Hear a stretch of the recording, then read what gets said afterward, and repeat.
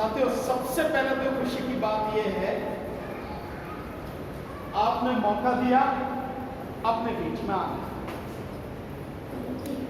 अन्यथा हम तो बहुत कोशिश कर रहे हैं बहुत समय से, समाज ही सुनने को तैयार है।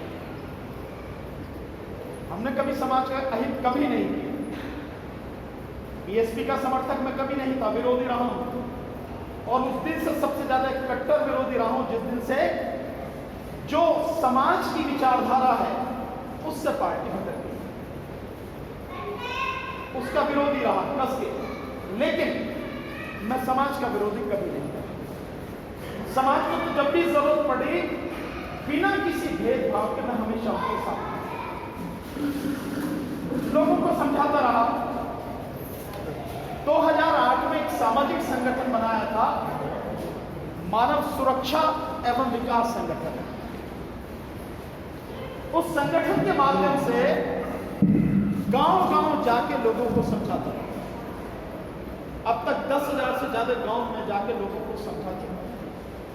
मेरी अपनी ऑल्टो गाड़ी होती थी शुरू में, अब तो स्कॉर्पियो, उसी में हम 4-5 लोग होते थे। सुबह मेरी पत्नी उनको रिक्वेस्ट करके खाना बनवा लिया, तो करीब 15-20 पराठे बनाए, अचार लिया और पानी लिया, चलते 7-8 बजे पहली मीटिंग कर देते थे।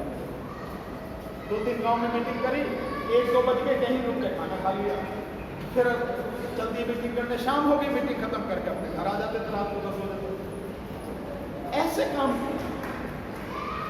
मैंने वो दौर देखा है, लोगों ने बिना जाने बिना समझे, हमने सिर्फ इतना सा पूछा, भाई ये गांव कितना बड़ा है, इस गांव में कौन कौन लोग रहते हैं, किस किस समाज के लोग हैं। तो लोगों ने हमें, अरे आप जाओ थे या तो सब बीएसपी की वोट। मैंने कुछ नहीं कहा वोट के विषय में, मैं सिर्फ यही जानना चाह रहा हूँ कितने लोग, फिर भी अपनी अपनी समझ है लोगों की। बड़ी गालियां दी। जिस समय हमने 2013 में पार्टी बनाई तो सबसे ज्यादा गाली बीएसपी वालों, हमने कोई उनको जवाब नहीं दिया। आप गाली दीजिए, हम अपना काम करें।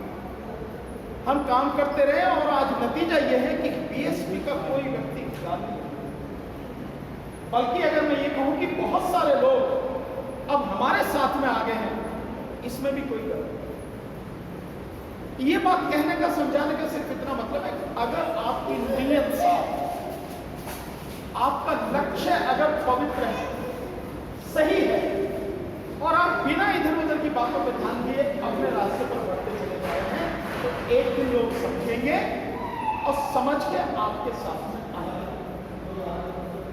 वो दौर आ चुका। आज पूरा समाज जिस जगह ले जाके छोड़ दिया गया है, आपको नहीं लगता कि एक बड़ी अजीब स्थिति में आपको पहुंचा? साहब का मिशन क्या था? साहब का मिशन था कि बहुजन समाज को हुक्मरान बनाना, क्योंकि जो समाज हुक्मरान होता है उसके साथ अन्याय होता है। और इसी के लिए मनुवाद को जड़ से उखाड़ के फेंकना जहां कहीं भी वो है। लेकिन जब हम राम मंदिर को लेकर चलने लगे तो मिशन कहां गया? हमारा मिशन क्या है?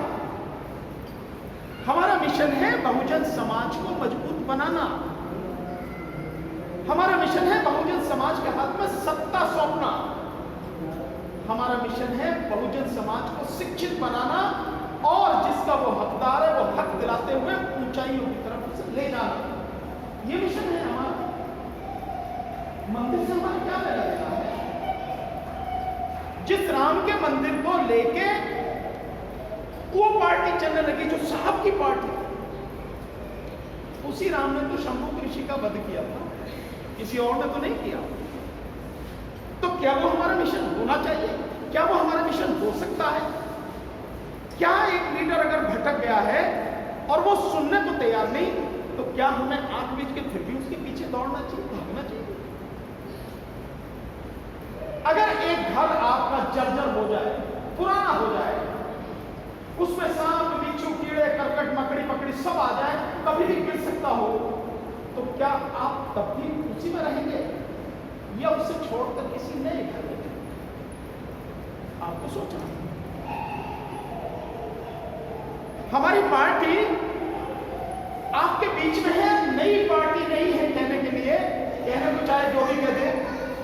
2013 में बनी, 2014 में 29 मार्च को register election commission of India ने रजिस्टर कर ली। 2017 का चुनाव लड़े, 19 में एक सीट पे मणिपुर राज्य में इनर मणिपुर सीट से चुनाव लड़े, और एक बाई इलेक्शन में वहां से बिजनौर से नूरपुर विधानसभा से हमने कैंडिडेट लड़ाया। और अब पूरी ताकत से पूरे प्रदेश में अगर किसी पार्टी के साथ में गठबंधन नहीं हुआ जो ऐसे हमारे विचारों से मिलती जुलती हो, या जिससे गठबंधन करना समाज के हित में हो, ऐसे से अगर किसी से गठबंधन नहीं हुआ तो 403 सीटों पर लड़ेंगे। लोग कहते हैं साहब हार जाओगे, हारी तो नहीं तो क्या फर्क पड़ता, जरा साहब की फिलॉसफी देखो। साहब ने क्या कहा? साहब ने यही कहा था कि पहला चुनाव हम हारने के लिए लड़ते हैं, दूसरा हराने के लिए, और तीसरा जीतने के लिए। आखिर आज नहीं तो कल किसी भी पार्टी को अपने दम पर खड़ा तो होना पड़ेगा, पर सोचना आपको, सोचना समाज को, क्योंकि नेता कोई भी हो, नेता का कभी कुछ नहीं बिगड़ता, किसी भी पार्टी का बिगड़ता है समाज, जनता, लोगों। अगर वो सही व्यक्ति के साथ में खड़े होंगे निश्चित रूप से सही होगा, अगर वो गलत जगह खड़े हो जाएंगे तो निश्चित रूप से अच्छा नहीं। मैं एक बात आज सुनता हूं, कई बार लोग कहते हैं मजा भी आता है, हंसी भी आती है, अब के तो समाजवादी पार्टी आएगी, या कैसे आएगी, ये तो बीजेपी को तो यही टक्कर दे सकती है। तो भैया ये जो टक्कर देने वाले बात जिन्हें बता रहे हो आप, इनमें ऐसा क्या गुण है जो ये टक्कर दे सकते हैं? बताओ तो सही, हमें भी तो बताओ यार, कैसे टक्कर दे सकते हैं? जब इस देश में सीए एनआरसी का आंदोलन चला, यानी कि लोगों की नागरिकता का जो आंदोलन चला, इतना बड़ा आंदोलन था, पूरे देश में चला। मैं हर जगह गया हूं, कर्नाटक से लेकर, कर्नाटक है आपका, छत्तीसगढ़ है, मध्य प्रदेश है, यह है आपका पश्चिम बंगाल है, बिहार है, सब जगह में गया। बहुत बड़ा आंदोलन था, लाखों की संख्या में लोग उस आंदोलन में लगातार भाग लेते थे। महिलाओं की इतनी बड़ी भागीदारी मैंने आज तक किसी आंदोलन में देखी। उस आंदोलन के दौरान किसी भी नेता के मुंह से एक शब्द नहीं निकला, सारे चुप थे। अगर मैं गलत कह रहा हूं तो आप मुझे कहो, बताओ कि आप गलत कह रहे हैं। ये बोला न तो अखिलेश बोला, ना बहन जी बोली, सब चुप थे, शांत थे। क्या केवल मुसलमानों को नुकसान होगा उससे, नागरिकता से? जो हमारे समाज की इतनी बड़ी संख्या गरीब समाज की है, जिसके पास कुछ नहीं है, उसकी नागरिकता नहीं जाएगी? क्या वो निशाने पर नहीं है? मुसलमानों को सामने रख के सबसे ज्यादा तो हमें को मारा जाता है। बीजेपी के निशाने पे सबसे पहले हम हैं और कोई नहीं है। और हम क्यों हैं? क्योंकि सबसे ज्यादा लड़ते हम ही हैं, संघर्ष हम ही करते हैं, आवाज हम ही उठाते हैं, इसलिए सबसे ज्यादा तो हमें माना जाता है। लेकिन सीधे सीधे हिम्मत नहीं है, सीधे सीधे कैसे नहीं, हम नहीं माने, निशाने बनाएंगे मुसलमान ताकि हिंदू मुस्लिम में बटे सारा समझ, पर मारते हैं हमारा गरीब आदमी। अब आप देखें कि उत्तर प्रदेश में 24 जिलों में बाढ़ आ रही है, बाढ़ में घर बह जाता है, कागज कहां से मिलेंगे भाई? और अमित शाह कह रहे हैं कि वो कागज चाहिए, उसे माना जाएगा नागरिकता के लिए कि जो उसके माता पिता का प्रमाण पत्र है जन्म का। तो हम यहाँ जितने भी बैठे बताओ भैया, किसके माता पिता का, किसके पास है? आपके पास? तो जो हमारे पास नहीं है तो गरीब आदमी के पास से कहां होगा? इसका मतलब यह है केवल मुसलमान नहीं, पूरा बहुजन समाज सीए एनआरसी में उनके निशाने पर है और सबकी नागरिकता खत्म करने की उनकी गंदी सोच है। तो सब लोगों को भाग लेना चाहिए था, नहीं लिया, लेकिन मुस्लिम समाज ने जबरदस्त तरीके से भाग लिया। पर आंदोलन के समर्थन में कोई नेता बोला। जब ये किसान आंदोलन चल रहा है, कितने नेता बोल रहे हैं? बड़ा आंदोलन है किसान आंदोलन। मैं पहले दिन से साथ में हूं, जैसे सीए एनआरसी में साथ में था, 9 महीने से लगातार उसमें साथ में हूं। और मैं जानता हूं, मैंने करीब 16 पेज की एक किताब भी लिखी है तीनों कानूनों के ऊपर, कि इसका कितना बड़ा नुकसान इस देश को होने वाला है और कैसे ये देश एक एक करके तबाह हो जाएगा, पूरे सबूतों सहित मैंने उसको बताया, पब्लिक को बताया। तो वो आंदोलन भी केवल किसानों का आंदोलन नहीं, सबका आंदोलन है। लेकिन कौन बोल रहा है? आप पता है बीएसपी की तरफ से लोग बोला, मान्य बहन जी बोले, अखिलेश बोले। ये बात है कि जय चौधरी ने मथुरा में मीटिंग करी, मुजफ्फरनगर में पंचायत करी, तो उसमें आके वो भी बोल गए। ये बोलना अलग बात है, भाग लेना, उसमें भाग लेना और उस आंदोलन को सपोर्ट करना जमीन आसमान का अंतर है। किसी ने नहीं किया। जिस समय दिल्ली दंगे हो रहे थे, दिल्ली दंगों के दौरान कौन सा नेता बोला जो आप ताल ठोक रहे हैं घर में बैठ के कि 350 सीट हमारी आएंगी, उधर भी वो कह रहे कि हमारी 350 सीट आएंगी और उधर भी वो कह रहे 350 आएंगी। कैसे आएंगी जब बताओ भैया? ये सारी पब्लिक पागल है। तो जब आंदोलन जिस होता है देश को बचाने का, उस समय तुम बोलते नहीं, क्यों नहीं बोलते? कोई डर है क्या? जेल जाने का डर है? जो पैसा कमाया अनाप शनाप बेईमानी से, उसके लुट जाने का डर है? किस बात का डर है? अगर इस डर से नहीं बोल रहे हो तो फिर तो आप मुख्यमंत्री भी बना दिया जाए, तब भी 2024 तक नहीं बोल सकते, क्योंकि जिस सीबीआई से, जिस ईडी से और जिस इनकम टैक्स डिपार्टमेंट से डरते हो, 2024 तक तो मोदी के हाथ में है, और मोदी रहेगा 2024 तक। तो तब तो तुम मुख्यमंत्री बनके भी नहीं बोल पाओगे, तो तुम्हारा क्या करेंगे? सोचो ना इस बात। कैसा नेता चाहिए? कठपुतली, डरने वाला, कारण नेता चाहिए, या इनके हाथों में आके डाल के गर्दन पकड़ के काम करने और कराने वाला नेता चाहिए? डरपोक लीडर कभी किसी का नहीं होता, किसी की भी कुछ नहीं कर सकता, वो सिर्फ अपने आप को बचाने में लगा है, और जैसे ये सब लगे हुए। इसलिए 2022 का चुनाव बहुत महत्वपूर्ण चुनाव है। मेरे अपने अनुभव और मेरी अपनी जानकारी के अनुसार 1950 के बाद से लेकर अब तक इन 71 सालों में राजनीति में ऐसा मोड़, ऐसा समय मैंने पहले कभी नहीं देखा जो अब आपके सामने है। 2022 के चुनाव ये टर्निंग पॉइंट, ये एक ऐसा महत्वपूर्ण बिंदु है। समझदारी से काम लिया तो देश बच जाएगा, समाज बच जाएगा, हमारी आने वाली पीढ़ियां बच जाएंगी। और अगर ना समझी से भावुकता में आंखों में पट्टी बांध के अगर हमने फैसला लिया तो हमें तबाही से कोई नहीं बचा सकेगा। हम अपनी आने वाली पीढ़ी की बर्बादी अपनी आंखों के सामने देखेंगे, कोई से रोक नहीं पाएगा। क्यों? क्योंकि बीजेपी के इरादे बहुत गंदे हैं। इतनी खतरनाक पार्टी, इतने गंदे इरादों वाली पार्टी, इतना देश को तबाह करने वाली पार्टी, जिसके दिमाग में केवल और केवल बहुजन समाज को गुलाम बनाने और उसको तबाह करने की ही साजिशें चलती हैं, ऐसी पार्टी इस देश में पहले कभी नहीं देखी, ऐसी हुकूमत पहले नहीं देखी। लाल किले से 80 मिनट तक मोदी ने शोर मचाया। आज झूठ, मतलब एक व्यक्ति को शर्म नहीं आती है, या कभी तो सच को नहीं बोले तो चुप्पी रहे। 80 मिनट तक बोला, सारा झूठ, झूठ के अलावा कुछ नहीं, केवल गुमराह। तो 2022 में आपको फैसला करना है कि बीजेपी को जड़ से उखाड़ के फेंकना है या अपनी आने वाली पीढ़ी की तबाही अपनी आंखों से। मेरा तो एक ही टारगेट है, मुझे वो गोली मारते, मुझे इससे फर्क नहीं पड़ता। जब तक जिंदा हूं मैं ऐसे ही शेर की तरह धाड़ूंगा, बोलूंगा। ये मेरा फर्ज है, क्योंकि मेरे बाबा ने मुझे यही किया। बाबा साहब ने कहा नहीं कि जो शिक्षा शेर की कपूर है, जो पिएगा दहाड़ेगा। तो मैं तो बाबा साहब की औलाद हूं, मेरा तो यही काम है। मैं तो लोगों को जगाता रहूंगा। जब मौत आनी है आएगी, उस दिन बचू नहीं। जब तक आती है तब तक मरू नहीं, तो काम करूंगा, काम भी करूंगा।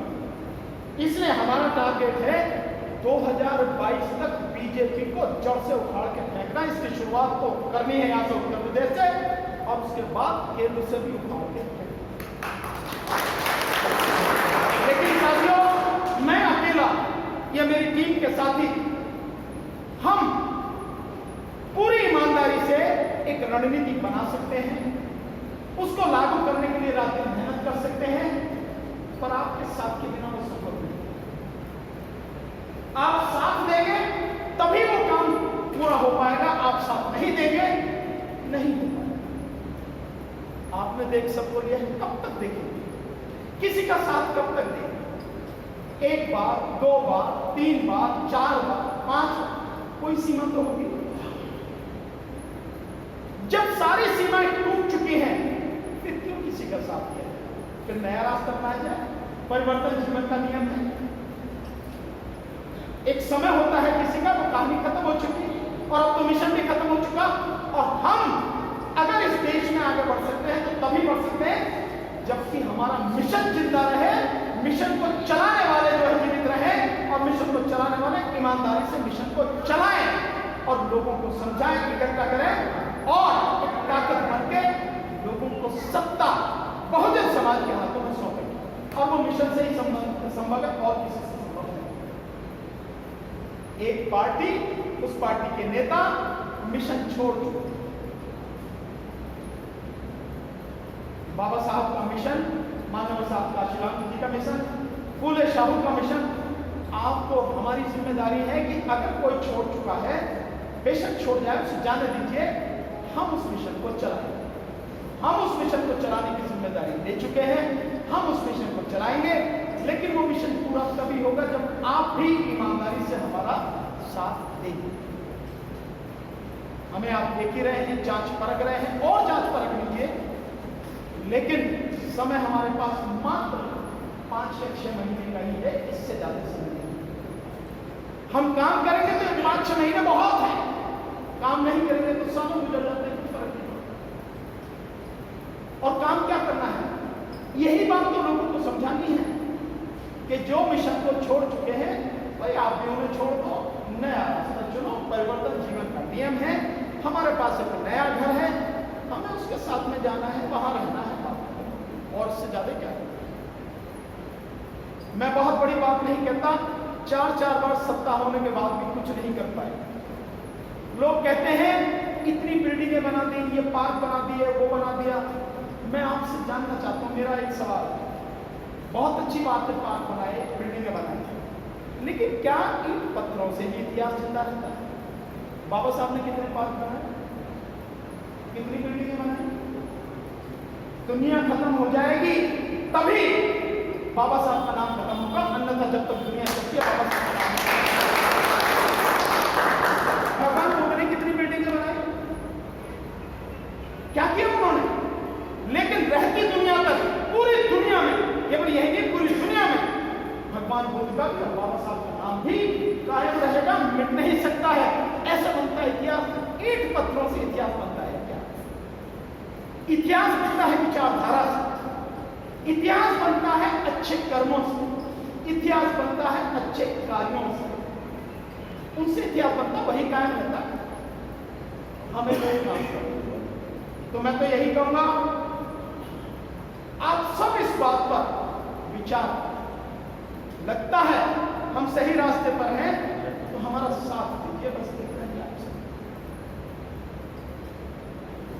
समाज के नाते आप कभी भी आवाज लगाएंगे या हमें जैसे भी पता लगेगा, हम हमेशा साथ में थे, हैं और हमेशा रहेंगे। इससे आपको चिंता करने की जरूरत है। अगर देखा जाए तो मेरा किसान आंदोलन से क्या लेना देना है, लेकिन मैं किसान आंदोलन में पूरी तरह से शामिल हूं। मेरा CA/NRC से क्या लेना देना? मोदी के गुर्दे में इतना दम नहीं है कि जो मैं मेरी नागरिकता खत्म कर दे, उसमें इतना दम नहीं। फिर भी मैं उसमें साथ में क्यों? क्योंकि सवाल केवल मेरा नहीं है, सवाल उस जनता का है जो गरीब है, अनपढ़ है, ना समझ है, और जिसका पूरा हक ऐसा ही है जैसा किसी और का हो सकता है। और उसे दिशा देने के लिए मेरे जैसे लोगों का होना जरूरी है। और क्योंकि मैं वकील हूं और कानून की बात है, तो मेरा उस लड़ाई में शामिल होना बहुत जरूरी है, ताकि मैं लोगों को बता सकूं कि कानून क्या है और आपको कैसे गुमराह किया जा रहा है, सही क्या है और गलत क्या है। ये मेरी जिम्मेदारी है। तो मैं उस आंदोलन में भी शामिल था, मैं इसमें भी शामिल हूं, और मैं इससे पहले आंगनवाड़ियों का जो आंदोलन था उसमें भी शामिल रहा पूरी तरह से, क्योंकि उनके साथ भी बड़ा अत्याचार हुआ। आंगनवाड़ी क्या काम करती है?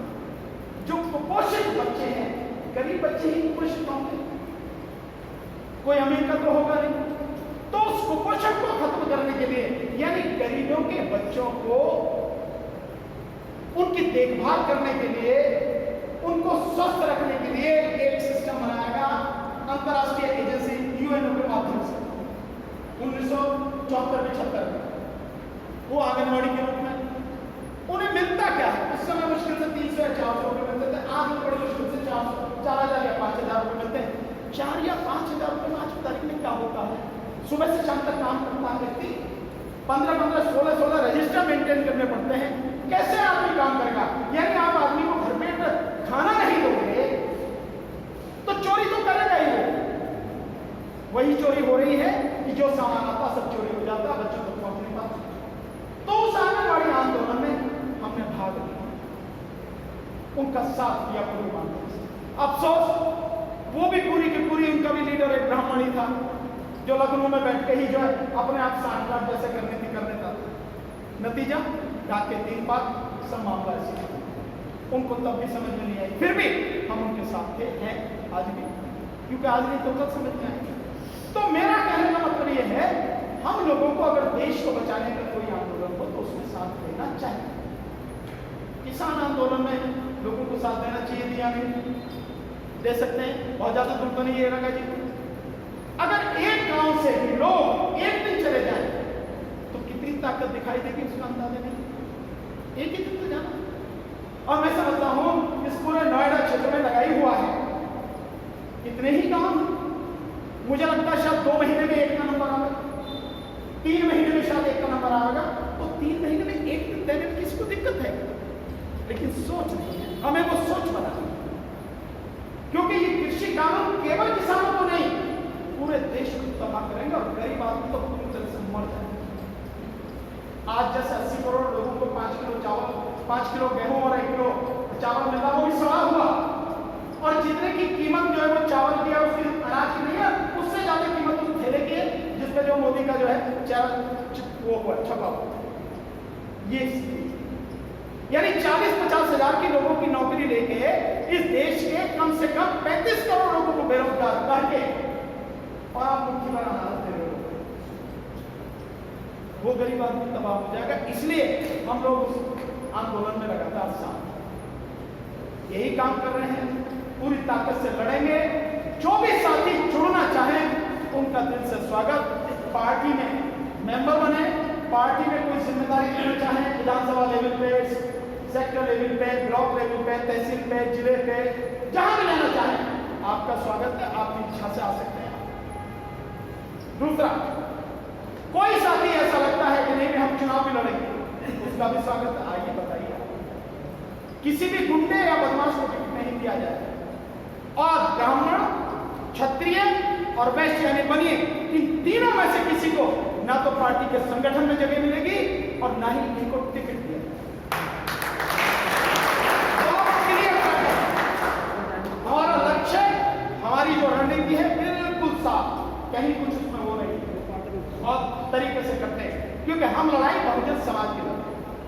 उनकी बहुत पार्टियां, सवर्ण समाज की तो बहुत पार्टियां, बीजेपी उनकी, कांग्रेस उनकी, आम आदमी उनकी, कम्युनिस्ट वालों की उनकी, टीएमसी उनकी, और अब तो भैया बहुजन समाज पार्टी भी उनकी है। नाम भी तो वैसे रह गया। मैं समझता हूँ बहुजन शब्द हटा के ब्राह्मण लगने से ज्यादा बढ़िया ब्राह्मण समाज पार्टी हो जाए, ठीक होगा। हाँ ऐसे भी और जैसा वो काम कर रहे हैं ऐसे समाजवादी कर रहे हैं, अखिलेश तो कर रहा है, मूर्ति लगाएंगे तो परशुराम जी की, और ब्राह्मण सम्मेलन करेंगे। तो यार मेरे ये 8.5% ब्राह्मण के पीछे भाग रहे, ये 85% बहुजन जो है इसको जोड़ना नहीं चाहोगे, केवल 8-8.5% जो ब्राह्मण है उसी को जोड़ना चाहोगे। ऐसी पार्टियों का क्या करोगे? तो यही हमारा है, इसी तरह से हम काम कर रहे हैं। बिल्कुल खुला खेल, फरुखाबादी है, हर चीज साफ है, सबको समझनी चाहिए, सबकी समझ में आती है, छुपा कुछ नहीं है, डर किसी का नहीं है। पूरी ताकत से, पूरी मजबूती से लड़ेंगे, जो होगा